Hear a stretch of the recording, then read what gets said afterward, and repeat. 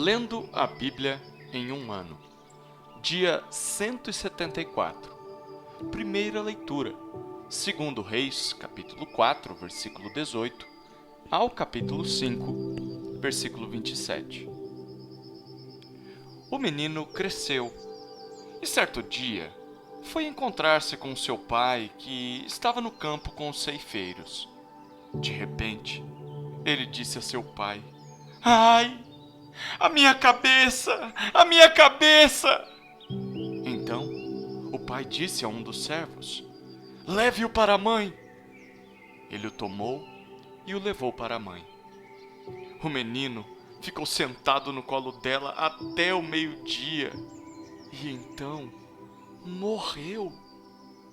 Ela subiu e o deitou sobre a cama do homem de Deus, fechou a porta e saiu. Chamou o marido e lhe disse: "Mande-me um dos servos e uma das jumentas. Preciso ir depressa falar com o homem de Deus e voltar." O marido perguntou: "Por que você quer falar com ele hoje? Não é dia de festa da lua nova, nem sábado." Ela respondeu: "Não faz mal." Então, ela mandou preparar a jumenta e disse ao servo: "Pegue as rédeas e vamos. Não diminua a marcha, a não ser quando eu disser." E assim, ela partiu e foi falar com o homem de Deus no Monte Carmelo. Ao vê-la de longe, o homem de Deus disse a Geazi, seu servo: "Veja, é a sunamita. Corra ao seu encontro e pergunte a ela: tudo vai bem com você, com o seu marido, com o menino?" Ela respondeu: "Vai tudo bem." Quando ela chegou ao homem de Deus no monte, agarrou-se aos pés dele. Geazi se aproximou para arrancá-la, mas o homem de Deus lhe disse: "Deixa, porque a sua alma está em amargura, e o Senhor escondeu isso de mim. Não me revelou nada a respeito." Então a mulher disse: "Por acaso eu pedi a meu senhor algum filho? Eu não lhe disse que não me enganasse?" Então o profeta disse a Geazi: "Cinja os lombos, pegue o meu bordão e vá. Se encontrar alguém, não cumprimente, e se alguém cumprimentar você, não responda. Ponha o meu bordão sobre o rosto do menino." Porém, a mãe do menino disse: "Tão certo como vive o Senhor e como você vive, não o deixarei." Então, Eliseu se levantou e foi com ela. Geazi foi adiante deles e pôs o bordão sobre o rosto do menino. Porém, não houve nele voz, nem sinal de vida. Então, voltou para encontrar-se com Eliseu e lhe disse: "O menino não acordou." Quando o profeta chegou à casa, eis que o menino estava morto sobre a cama. Então, ele entrou, fechou a porta e orou ao Senhor. Subiu à cama, deitou-se sobre o menino e, pondo a sua boca sobre a boca dele, os seus olhos sobre os olhos dele e as suas mãos sobre as mãos dele, se estendeu sobre ele.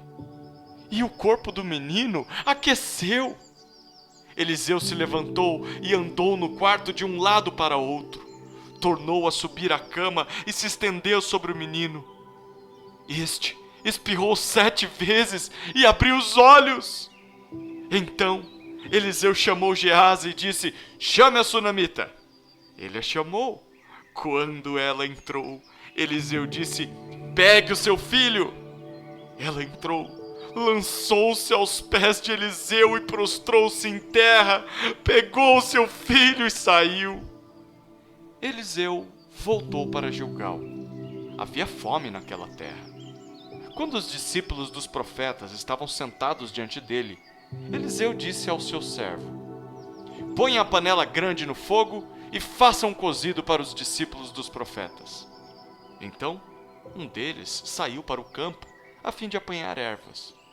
Ele achou uma trepadeira silvestre e, colhendo os frutos, encheu a sua capa com eles. Voltou para casa, cortou os frutos em pedaços e os pôs na panela, mesmo sem saber o que eram. Depois, deram de comer aos homens. Enquanto comiam do cozido, gritaram: "Morte na panela, homem de Deus!" e não puderam comer. Mas Eliseu disse: tragam farinha. Ele a colocou na panela e disse: sirva às pessoas para que comam. E já não havia mal nenhum na panela. Um homem veio de Baal-Salizar e trouxe ao homem de Deus pães das primícias, 20 pães de cevada e espigas verdes numa sacola. Eliseu disse: dê às pessoas para que comam. Porém, o servo lhe disse: como vou pôr isto diante de 100 homens? Eliseu tornou a dizer: dê às pessoas para que comam, porque assim diz o Senhor: comerão, e ainda vai sobrar. Então o servo pôs a comida diante deles. Comeram, e ainda sobrou, conforme a palavra do Senhor. Naamã, comandante do exército do rei da Síria, era grande homem diante do seu senhor e de muito conceito, porque por meio dele o Senhor tinha dado a vitória à Síria. Ele era herói de guerra, porém sofria de lepra. Tropas saíram da Síria e da terra de Israel levaram cativa uma menina, que ficou ao serviço da mulher de Naamã. Um dia, a menina disse à sua senhora: quem dera o meu senhor estivesse na presença do profeta que está em Samaria, ele o curaria da sua lepra. Então, Naamã foi contar isso ao seu senhor, dizendo: assim e assim falou a jovem que é da terra de Israel. O rei da Síria respondeu: vá, eu enviarei uma carta ao rei de Israel. Então, Naamã partiu e levou consigo 340 quilos de prata, 72 quilos de ouro e 10 mudas de roupa. Levou também ao rei de Israel a carta que dizia: tão logo esta carta chegar a você, saiba que eu lhe enviei Naamã, meu servo, para que você o cure da sua lepra. Quando o rei de Israel acabou de ler a carta, rasgou as suas roupas em sinal de medo e disse: por acaso sou Deus, com poder de tirar a vida ou dá-la, para que este envie a mim um homem para eu curá-lo de sua lepra? Como vocês podem notar e ver, ele está procurando um pretexto contra mim. Mas, quando Eliseu, homem de Deus, ouviu que o rei de Israel havia rasgado as suas roupas, mandou dizer ao rei: por que o Senhor rasgou as suas roupas? Deixe-o vir a mim, e ele saberá que há profeta em Israel. Então, Naamã foi com os seus cavalos e os seus carros e parou à porta da casa de Eliseu. Eliseu mandou um mensageiro dizendo: vá e lave-se 7 vezes no Jordão, e a sua carne será restaurada, e você ficará limpo. Mas Naamã ficou indignado e se foi, dizendo: eu pensava que ele certamente sairia para falar comigo, ficaria em pé, invocaria o nome do Senhor seu Deus, passaria a mão sobre o lugar da lepra e restauraria o leproso. Por acaso não são Abaná e Farfar, rios de Damasco, melhores do que todas as águas de Israel? Será que eu não poderia me lavar neles e ficar limpo? Deu meia volta e foi embora muito irritado. Então, os seus oficiais se aproximaram e lhe disseram: meu pai, se o profeta tivesse dito alguma coisa difícil, por acaso o senhor não faria? Muito mais agora que ele apenas disse: lave-se e você ficará limpo. Então, Naamã desceu e mergulhou no Jordão 7 vezes, conforme a palavra do homem de Deus. E a sua pele se tornou como a pele de uma criança e ficou limpo. Depois, ele voltou ao homem de Deus, ele e toda a sua comitiva. Veio, pôs-se diante dele e disse: eis que agora reconheço que em toda a terra não há Deus a não ser em Israel. E agora, por favor, aceite um presente deste seu servo. Porém, ele respondeu: Tão certo como vive o Senhor, em cuja presença estou, não aceitarei nada. Naamã insistiu com ele para que aceitasse, mas ele recusou. Então Naamã disse: se você não quer, então peço que seja permitido a este seu servo levar 2 mulas carregadas de terra, porque este seu servo nunca mais oferecerá holocausto nem sacrifício a outros deuses, a não ser ao Senhor. Mas que o Senhor Deus perdoe o seu servo uma coisa: quando meu senhor, o rei, entrar no templo de Rimom para lhe adorar, e ele se encostar no meu braço, e eu também tiver de me encurvar no templo de Rimom, quando assim me prostrar no templo de Rimom, que o Senhor Deus perdoe seu servo por isso. Eliseu lhe disse: vá em paz. Quando Naamã tinha se afastado certa distância, Geazi, o servo de Eliseu, homem de Deus, disse consigo: eis que meu senhor foi generoso demais com este sírio Naamã, recusando o que ele trazia.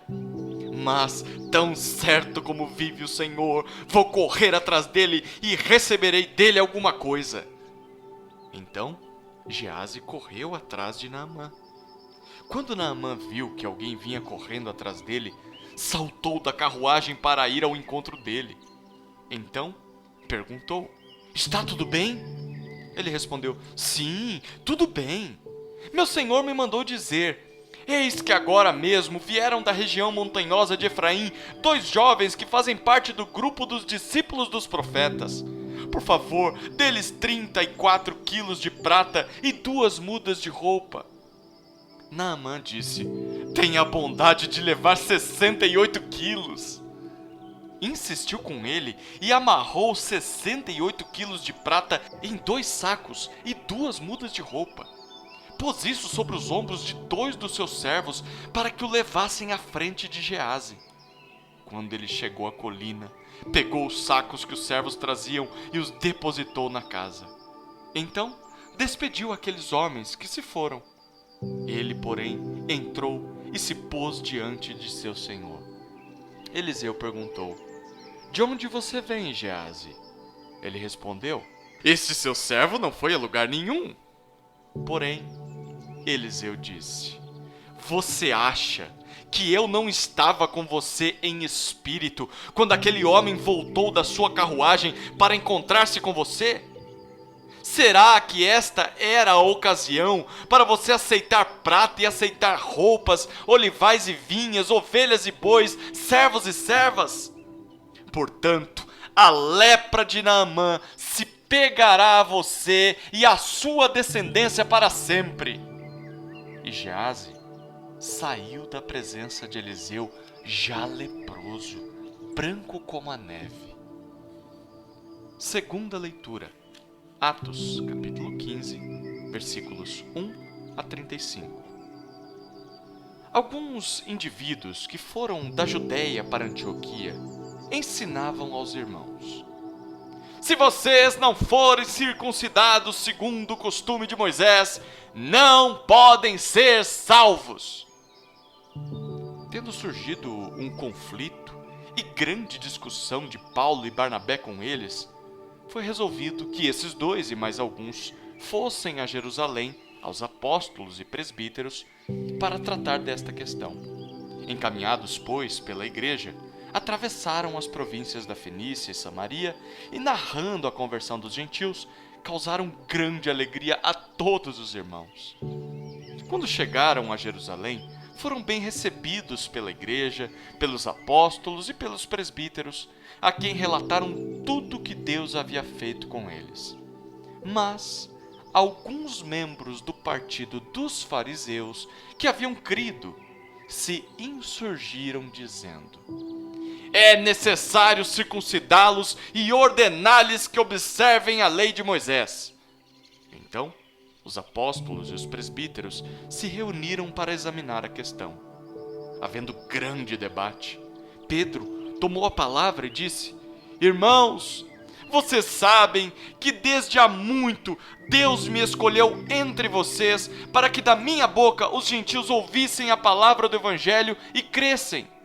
E Deus, que conhece os corações, lhes deu testemunho, concedendo o Espírito Santo a eles, como também o havia concedido a nós.